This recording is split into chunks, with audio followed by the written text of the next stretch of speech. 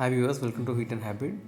Today we are making cabbage tomato curry. Initially take cabbage and clean it and make slices, chop into fine pieces and cut onions, slice them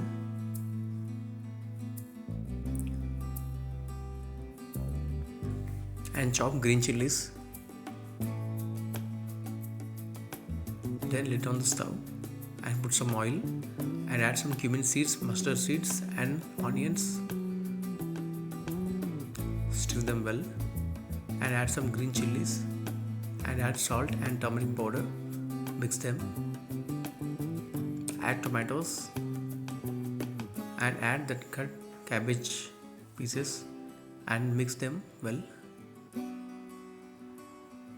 And add some red chili powder. Mix them well. Add some water as required. Let it cook.